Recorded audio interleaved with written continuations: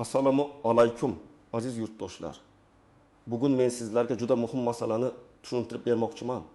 Avgust oyida pensiya jamg'armasi orqali beriladigan to'lovlar, qo'shimcha mablag'lar, qayta hisob-kitoblar va ko'pchilik kutayotgan yoqimli o'zgarishlar kimlarga tegishli bo'lishi mumkin? Bu ma'lumot nafaqat pensionerlarga, balki ishlayotgan fuqarolarga, nogironligi bo'lgan shaxslarga, boquvchisini yo'qotgan oilalarga, pensiyaga chiqishga yaqin turgan insonlarga ham bevosita aloqador. Chunki pensiya tizimidagi har bir o'zgarish ertaga bizning cho'ntagimizga, oilamiz byudjetiga, ota-onamizning daromadiga ta'sir qiladi. Shuning uchun videoni oxirigacha ko'ring. Men hammasi oddiy tilda misollar bilan qaysi holatda pul keladi, qaysi holatda kelmaydi, nimani tekshirish kerak, qayerga murojaat qilish kerak, qanday xatolardan ehtiyot bo'lish kerak, barchasini batafsil tushuntiraman. Hozirning o'zida kanalga obuna bo'ling, like bosib qo'ying. Chunki bunday ma'lumotni vaqtida bilgan odam o'z haqqini yo'qotmaydi. Avvalo, masalaning tubini tushunib olaylik. Ko'pchilik pensionerlar har oy pensiya kelishini kutadi, lekin pensiya miqdori qanday shakllanadi? Qachon oshadi? Qachon qayta hisoblanadi? Qaysi holatda qo'shimcha pul tushadi? Buni hamma ham aniq bilmaydi. Natijada ayrim odamlar o'zlariga tegishli to'lovni vaqtida olmaydi. Ayrimlar esa telefoniga kelgan har qanday xabarga ishonib, firibgarlarga aldanib qoladi. Oldin qanday edi? Ilgari ko'p hollarda odam pensiyaga chiqqandan keyin faqat tayinlangan summani olib yurardi. Agar ish staji bo'yicha, ish haqi ma'lumotlari bo'yicha yoki hujjatlarda xatolik bo'lsa, buni aniqlash qiyinroq edi. Odam arxivga borardi. Ish joyidan ma'lumotnoma so'rardi. Pensiya jamg'armasi bo'limida navbat kutardi. Ba'zan bir varaq hujjat yetishmagani uchun pensiya kamroq chiqardi. Ba'zan odam o'zi bilmagan holda qo'shimcha ustama, nafaqa yoki kompensatsiya olish huquqiga ega bo'lardi, lekin murojaat qilmagani uchun bu pul hisoblanmay qolardi. Hozir esa tizim asta-sekin raqamlashtirilmoqda. Ish staji, mehnat daftarchasi ma'lumotlari, soliq to'lovlari, sug'urta badallari, bandlik tarixi, ayrim ijtimoiy holatlar elektron bazalarda ko'rinadigan bo'lib bormoqda. Bu nimani anglatadi? Agar sizning ma'lumotlaringiz to'g'ri kiritilgan bo'lsa, ko'p narsani idoralar o'zaro tekshiradi. Ayrim to'lovlar avtomatik tarzda hisoblanishi mumkin. Ayrim hollarda esa pensiya jamg'armasi qayta hisob-kitob qilib, avval kam berilgan summani keyingi oylarda qo'shib to'lashi mumkin. Avgust oyidagi yoqimli syurpriz deganda men bir narsani aniq aytmoqchiman. Hamma odamga bir xil katta pul tushadi deb tushunmaslik kerak. Bu eng katta xato. Gap shundaki, ayrim toifadagi fuqarolarga avgust oyida pensiya, nafaqa yoki qo'shimcha to'lovlar qayta hisoblanishi, ayrimlarga kechikkan pullar bir martalik qo'shib berilishi, ayrimlarga esa yangi miqdor bo'yicha to'lov boshlanishi mumkin. Ya'ni bu hamma uchun bir xil emas. Lekin juda ko'p oilalarga ta'sir qiladigan muhim jarayon. Endi kimlar bunga e'tibor berish kerakligini batafsil ko'rib chiqamiz. Birinchi navbatda yoshga doir pensiya olayotgan fuqarolar. Agar siz pensiya olsangiz va oxirgi oylar ichida hujjatlaringiz bo'yicha tuzatish kiritilgan bo'lsa, ish stajingiz qayta tasdiqlangan bo'lsa, ilgari hisobga olinmagan ish yillaringiz topilgan bo'lsa, sizda pensiyani qayta hisoblash huquqi paydo bo'lishi mumkin. Masalan, oddiy holatni olaylik. Toshkent viloyatida yashovchi 63 yoshli aka 2022 yildan beri pensiya olib keladi. Pensiya tayinlanganda uning 25 yillik staji ko'rsatilgan. Keyin u eski zavodda ishlagan 5 yillik davri arxidan topilmaganini biladi. Oradan vaqt o'tib arxiv ma'lumotnomasi chiqadi va bu 5 yil tasdiqlanadi. Natijada uning umumiy staji 30 yil bo'ladi. Agar bu ma'lumot pensiya jamg'armasiga topshirilsa va qonun bo'yicha hisobga olinadigan davr bo'lsa, pensiya miqdori qayta ko'rib chiqilishi mumkin. Shunda avgust oyida u faqat odatdagi pensiyasini emas, balki yangi hisoblangan miqdorni va ayrim hollarda oldingi davr uchun farq summasini ham olishi ehtimoli bor. Ikkinchi toifa ishlayotgan pensionerlar. Ko'pchilik o'ylaydi, pensiyaga chiqdim, lekin ishlashda davom etyapman. Demak, mening pensiyam o'zgarmaydi. Aslida ishlayotgan pensionerning rasmiy ish haqi, soliq va ijtimoiy to'lovlari, mehnat faoliyati ma'lum shartlarda kelajakdagi qayta hisob-kitobga ta'sir qilishi mumkin. Albatta, bu har oy avtomatik katta pul qo'shiladi degani emas. Lekin rasmiy ishlash ish haqi yashirilmasligi, mehnat shartnomasi to'g'ri yuritilishi pensiya masalasida juda muhim. Misol keltiraman. Ayol kishi 7-5 yoshda pensiyaga chiqdi, lekin maktabda yana 3 yil ishladi. U rasmiy ishlagan, maoshi kartaga tushgan, soliqlar to'langan. Keyin u pensiyasini qayta ko'rib chiqish masalasi bo'yicha murojaat qildi. Agar qonunchilikdagi shartlar bajarilgan bo'lsa, uning pensiya miqdori oldingidan yuqoriroq bo'lishi mumkin. Bu yerda asosiy gap shuki, rasmiy ishlash hujjatli iz qoldiradi. Norasmiy ishlagan odam esa keyin men shuncha yil ishladim desa ham buni isbotlash qiyin bo'ladi. Uchinchi toifa nogironligi bo'lgan shaxslar. Nogironlik pensiyasi yoki nafaqasi oladigan fuqarolar uchun tibbiy mehnat ekspertiza xulosalari, nogironlik guruhi, muddati, qayta ko'rik sanasi, parvarish bilan bog'liq holatlar juda muhim. Agar nogironlik guruhi o'zgargan bo'lsa, masalan, 3-guruhdan 2-guruhga o'tgan bo'lsa yoki bola nogironligi bilan bog'liq hujjatlar yangilangan bo'lsa, to'lov miqdorida o'zgarish bo'lishi mumkin. Bunday holatda avgust oyidagi to'lov oldingi oylardagidan farq qilishi ehtimoli bor. 4-toifa boquvchisini yo'qotgan oilalar. Bu juda nozik masala. Oilada boquvchi vafot etgandan keyin voyaga yetmagan farzandlar, kunduzgi ta'limda o'qiyotgan farzandlar, ayrim hollarda mehnatga layoqatsiz oila a'zolari nafaqa yoki pensiya olish huquqiga ega bo'lishi mumkin. Lekin bu huquq hujjatlar bilan tasdiqlanishi kerak.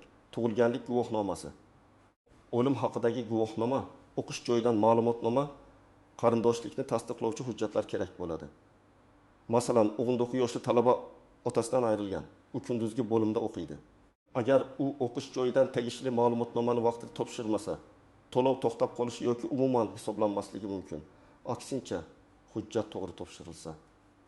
Avgust oyida yangi o'quv yili oldidan yoki hujjatlar yangilangandan keyin to'lov tiklanishi. Ayrim hollarda oldingi oylar uchun ham qayta hisoblanishi mumkin.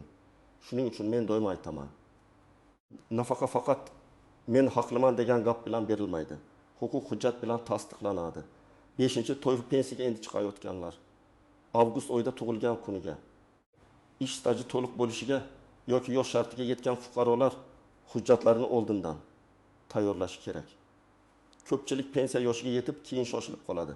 Mehnat daftarchasi yo'qolgan, ish joyi yopilgan, arxiv uzoqda, pasport ma'lumotida xatolik bor, familiya o'zgargan, nikoh guvohnomasi kerak bo'lib qoladi.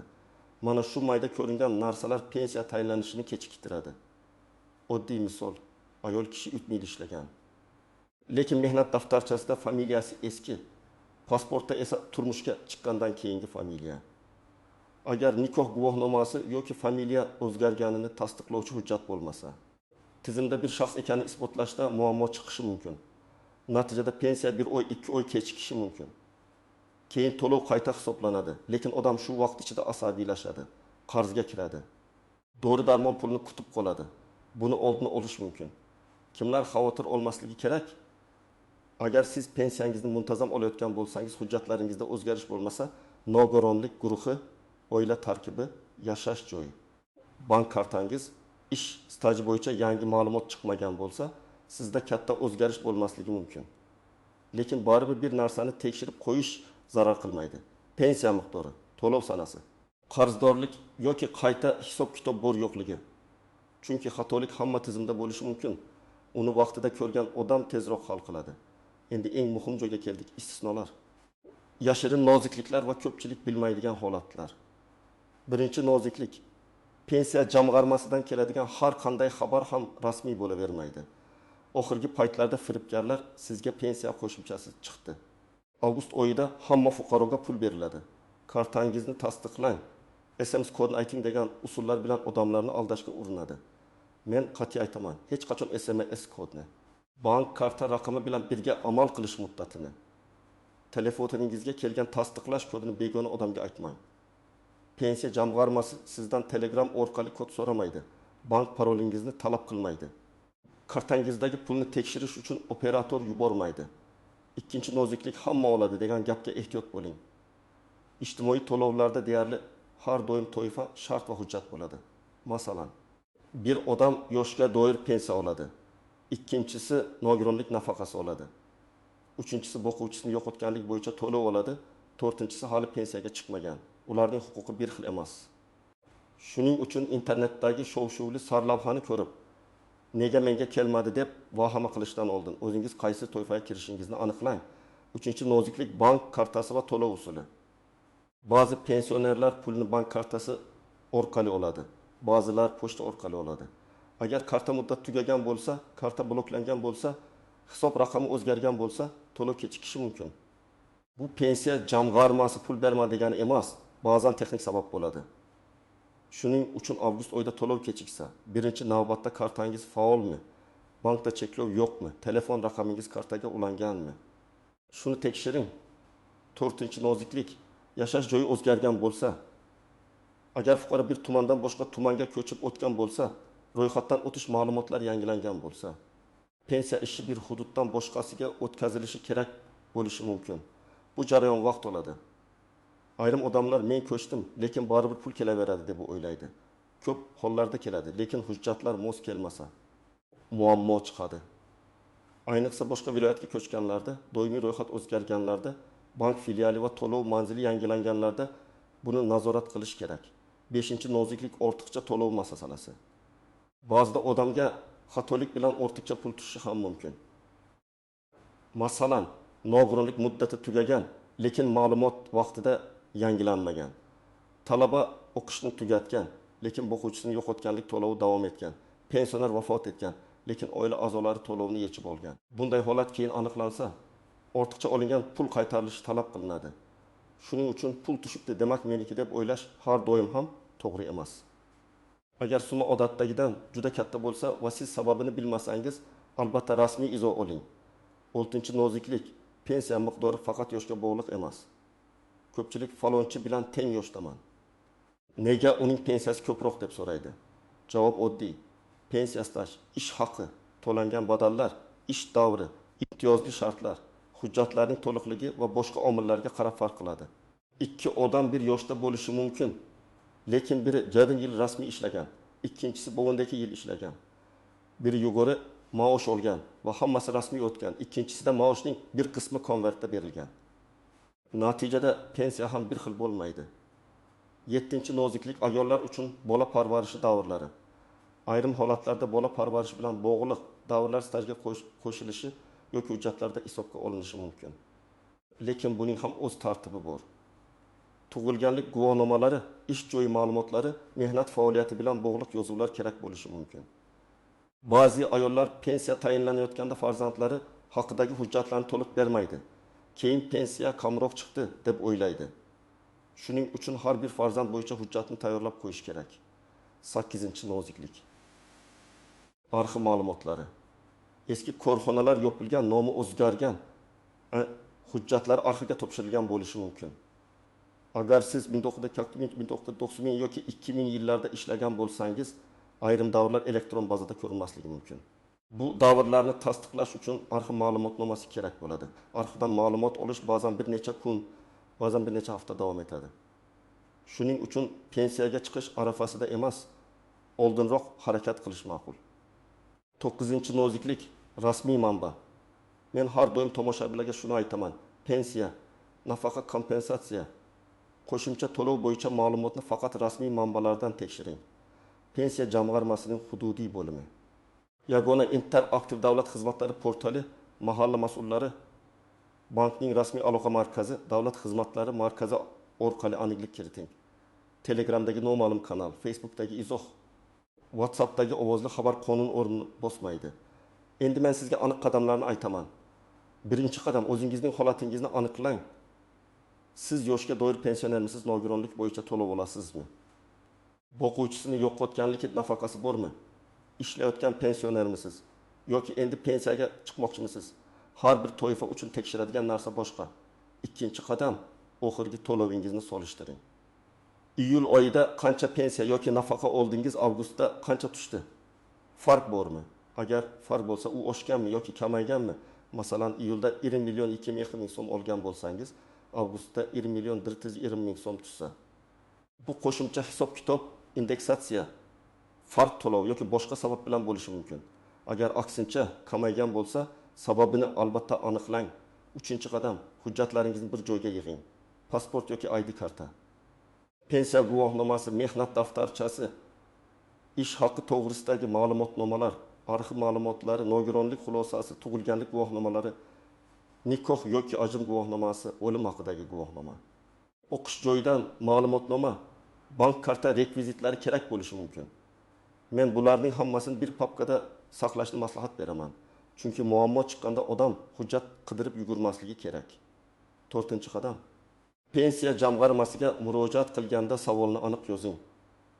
Menga pul kam tushdi deb umumiy aytish o'rniga, mening avgust oyidagi pensiya to'lovim iyul oyiga nisbatan falon so'mga farq qildi. Farq sababi va hisob-kitob asosini tushuntirib berishingizni so'rayman deb yozing. Agar qayta hisoblash so'rasangiz, falon davrdagi ish tajimni hisobga olgan holda pensiyamni qayta hisoblab berishingizni so'rayman deb yozing. Aniq murojaatga aniq javob olish osonroq. 5-qadam, murojaatni rasmiy qiling. Og'zaki gaplashish foydali, lekin yozma murojaat iz qoldiradi. Davlat xizmatlari markazi orqali, elektron portal orqali yoki pensiya jamg'armasining hududiy bo'limiga yozma ariza bilan murojaat qiling. Ariza topshirganingizni tasdiqlovchi raqam yoki nusxani saqlab qo'ying. Keyin men aytgandim emas, mana murojaat raqami deb gapirasiz. 6-qadam, bank bilan aloqani tekshiring. Kartangizning muddati o'tmaganmi, SMS xabarnoma ishlayaptimi, hisob bloklanmaganmi, karta boshqa odam nomidami, to'lov noto'g'ri hisobga ketmagan, bularni aniqlang. Ayrim keksa odamlarning kartasi farzandida bo'ladi, telefon raqami boshqa odam nomida bo'ladi. Bu ham xavfli, ham noqulay. Pensiya oluvchi inson o'z pulini nazorat qila olishi kerak. 7-qadam, agar siz pensiyaga yaqin bo'lsangiz, oldindan tekshiruv qiling. 6 oy oldin mehnat daftarchangizni ko'rib chiqing. Qaysi ish joylarida muhr bor? Qaysi joyda sana noto'g'ri, qaysi korxona nomi o'zgargan, qaysi davr tushib qolgan, bularni aniqlang. Ish joylaringizdan ma'lumotnoma oling, arxivga so'rab yuboring. Familiya o'zgarishlari bo'lsa, tasdiqlovchi hujjatlarni tayyorlang. Pensiya yoshi kelganda hammasi tayyor bo'lsa, jarayon ancha yengil o'tadi. 8-qadam, oilada keksa insonlarga yordam bering. Ota-onangiz, buvingiz, bobongiz pensiya oladigan bo'lsa, ularning telefoniga kelgan xabarlarni tekshirib turing.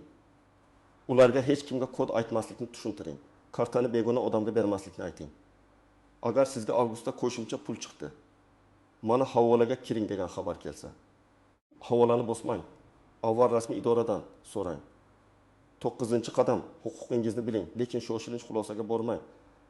Agar qo'shimcha pul tushmasa, bu darhol sizni aldash degani emas. Balki sizning to'yfangizga tegishli emasdir. Balki hujjat yetishmayotgandir. Balki to'lov sanasi hali kelmagandir. Agar pul tushsa ham, darhol sarflab yuborishdan oldin uning nima uchun tushganini bilib oling. Ayniqsa summa odatdagidan ancha katta bo'lsa. 10-qadam, javobdan norozi bo'lsangiz, yuqori turuvchi tashkilotga murojaat qiling. Hududiy bo'lim javobi sizni qoniqtirmasa, asoslantirilgan yozma javob so'rang. Keyin yuqori boshqarmaga, tegishli davlat organlariga yoki qonuniy tartibda shikoyat qilish mumkin. Muhimi, hamma hujjat tartibli bo'lsin. Ariza nusxasi, javob xati, ma'lumotnomalar, to'lovlar bo'yicha ko'chirma. Bir pensioner onaxon 22 yil tibbiyot sohasida ishlagan, lekin pensiya tayinlanganda 23 yil staj hisoblangan. Sabab eski poliklinika nomi o'zgargan, arxiv ma'lumoti vaqtida topilmagan. Onaxon avvaliga shunaqa ekan deb yuravergan. Keyin farzandi arxivga so'rov yuborgan, 5 yillik ish davri tasdiqlangan. Pensiya jamg'armasiga ariza berilgach, pensiya qayta ko'rib chiqilgan. Bu yerda xulosa shuki, birgina hujjat odamning har oy oladigan puliga ta'sir qilishi mumkin. Yana bir misol, ishlayotgan pensioner aka xususiy korxonada qorovul bo'lib ishlaydi. Korxona unga maoshini rasmiy to'lamagan, faqat naqd bergan. Bir necha yil o'tgach, u men ishladim, pensiyamga qo'shiladimi deb so'raydi. Lekin rasmiy mehnat shartnomasi yo'q, soliq to'lovi yo'q, elektron bazada ma'lumot yo'q. Bunday vaziyatda isbotlash juda qiyin. Demak, bugun rasmiy ishlash faqat hozirgi maosh uchun emas, ertangi pensiya uchun ham kerak.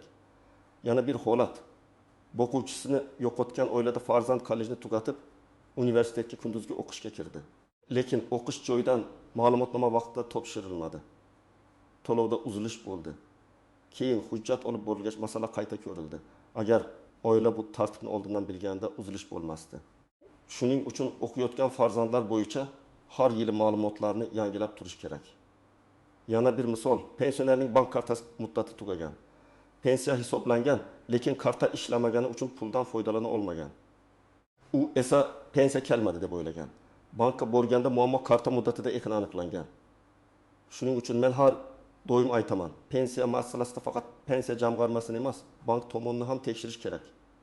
Demak, avgust oyidagi pensiya jamg'armasi bilan bog'liq yoqimli syurpriz deganda eng avvalo huquqi bor fuqarolarga pensiya yoki nafaqa miqdorining qayta hisoblanishi, qo'shimcha to'lovlar. Farq summalari yoki yangilangan to'lovlar tushishi mumkinligini tushunish kerak. Lekin bu hamma odamga bir xil pul beriladi degani emas. Kimga tegishli bo'lishi stajga, hujjatga, toifaga, bank ma'lumotlariga, nogironlik yoki oilaviy holatga, rasmiy bazadagi ma'lumotlarga bog'liq. Mening ekspert sifatidagi asosiy maslahatim shunday. Hujjatlaringizni tekshiring, to'lovlaringizni solishtiring, rasmiy manbadan aniqlik kiriting, firibgarlardan ehtiyot bo'ling va o'z haqqingizni talab qilishdan qo'rqmang. Pensiya bu ehson emas. Bu insonning yillar davomida qilgan mehnati, qonun bilan belgilangan huquqi va oilaning muhim daromad manbai. Sizda avgust oyida pensiya yoki nafaqa bo'yicha o'zgarish bo'ldimi? Pul ko'paydimi? Kechikdimi yoki tushunarsiz farq chiqdimi? Izohlarda yozib qoldiring. Men bunday vaziyatlarda nimalarga e'tibor berish kerakligini keyingi videolarda ham tushuntirib boraman. Videoga like bosing, kanalga obuna bo'ling va bu ma'lumotni ota-onangiz, qarindoshlaringiz, qo'shnilaringiz bilan ulashing. Chunki o'z vaqtida bilgan ma'lumot ko'p oilaning pulini, vaqtini va asabini saqlab qoladi.